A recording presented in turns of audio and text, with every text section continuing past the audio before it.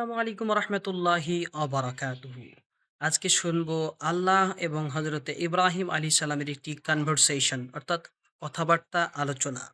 ইব্রাহিম আলিহি সালামকে আল্লাহ রাব্বুল আলামিন বললেন, হে ইব্রাহিম, তুমি তো খুব সুন্দরভাবে বাইতুল্লাহর কাজ অর্থাৎ কাবা নির্মাণের কাজ সম্পন্ন করেছো। আমি তোমার প্রতি অত্যন্ত খুশি, তুমি আজকে যা চাইবে তাই তোমাকে দেব।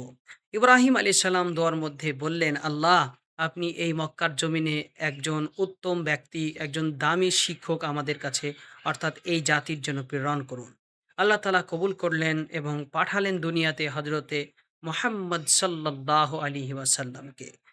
দেখবেন পৃথিবীতে যত নবী এসেছেন, কোনো নবীর জন্য চাইতে হয়নি। কোনো নবীর জন্য আবেদন করতে হয়নি। একজন নবী পৃথিবীতে এসেছেন যার জন্য আল্লাহ চেয়েছিলেন, আবেদন করা হোক তারপরে আমি পাঠাবো। আর জাতির পিতা হজরতে ইব্রাহিম আলাইহিস সালাম আবেদন করলেন, আমাদের মাঝে পাঠানো হোক সারা পৃথিবীর শ্রেষ্ঠতম ব্যক্তি, শ্রেষ্ঠতম শিক্ষক হজরত মোহাম্মদ সাল্লাল্লাহু আলাইহি ওয়াসাল্লামকে।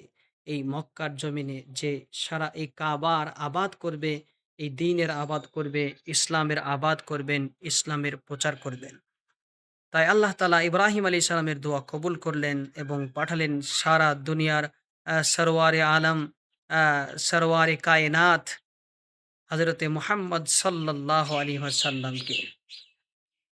আসলে দামি বস্তু না চেয়ে পাওয়া যায় না।